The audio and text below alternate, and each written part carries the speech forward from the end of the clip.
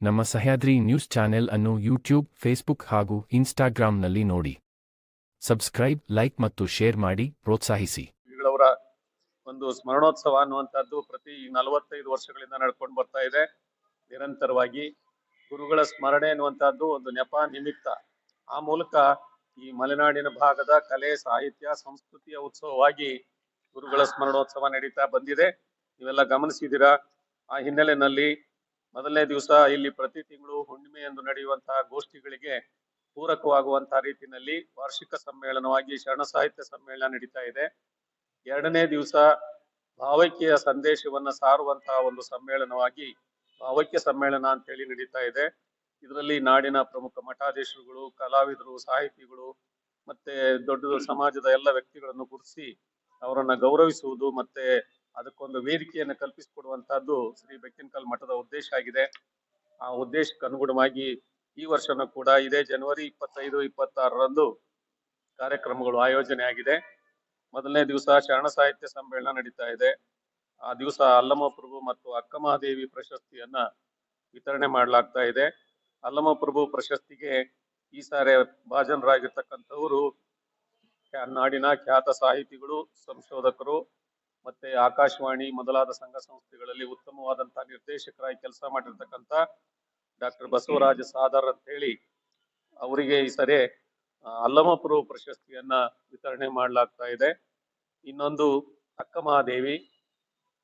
ಅಕ್ಕಮಹಾದೇವಿ ಪ್ರಶಸ್ತಿಗೂ ಕೂಡ ಕರ್ನಾಟಕ ವಿಶ್ವವಿದ್ಯಾಲಯದ ವಿಶ್ರಾಂತ ಪ್ರಾಧ್ಯಾಪಕರಾಗಿರ್ತಕ್ಕಂಥ ಅಕ್ಕಮಹಾದೇವಿಯ ವಿಷಯದಲ್ಲಿನೇ ಅವರು ವಿಶೇಷವಾದಂತಹ ಸಂಶೋಧನೆ ಮತ್ತು ಸಾಹಿತ್ಯ ಪ್ರಕಟಣೆಯನ್ನು ಮಾಡಿರ್ತಕ್ಕಂಥ ಒಬ್ಬ ಮಹಿಳೆ.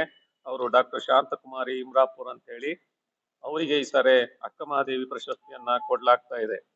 ಇಲ್ಲಿ ಪ್ರತಿ ವರ್ಷನೂ ಕೂಡ ನಾವು ಒಂದು ಶರಣ ಸಾಹಿತ್ಯದಲ್ಲಿ ಕೆಲಸ ಮಾಡಿರ್ತಕ್ಕಂಥವರಿಗೆ ಅಲ್ಲಮಪ್ರಭು ಪ್ರಶಸ್ತಿ ಮತ್ತು ಅದರಲ್ಲಿನೇ ಮಹಿಳೆಯರಿಗೆ ಆಗಿರ್ತಕ್ಕಂಥದ್ದು ಒಂದು ಪ್ರಶಸ್ತಿ ಅಕ್ಕಮಹಾದೇವಿ ಪ್ರಶಸ್ತಿ. ಈ ಎರಡು ಪ್ರಶಸ್ತಿ ಜೊತೆಗೆ ಗುರುಬಸವ ಸ್ವಾಮಿಗಳವರ ಹೆಸರಿನಲ್ಲಿ ಒಂದು ಪ್ರಶಸ್ತಿ, ಹೀಗೆ 3 ಪ್ರಶಸ್ತಿಗಳನ್ನ ಪ್ರತಿ ವರ್ಷನೂ ಕೂಡ ಇಲ್ಲಿ ಕೊಡ್ತಾ ಬಂದಿದ್ದೇವೆ. ಅಲ್ಲಿಯೂ ಕೂಡ ಅನಂತಪುರ ಮಠದಲ್ಲಿ ಕೆಳದಿ ರಾಣಿ ಚೆನ್ನಮ್ಮನ ಹೆಸರಿನಲ್ಲಿ ಪ್ರಶಸ್ತಿಯನ್ನ ಕೊಡ್ತಾ ಬಂದಿದ್ದೇವೆ. ಕಳೆದ ವರ್ಷ ಸಾಲ್ಮರ ತಿಮ್ಮಕ್ಕ ಕೊಟ್ಟಿದ್ವಿ. ಈ ಸಾರಿ ಮುಂಜಮ್ಮ ಜೋಗ್ತಿಗೆ ಪ್ರಶಸ್ತಿಯನ್ನ ವಿತರಣೆ ಮಾಡಿದ್ದೇವೆ.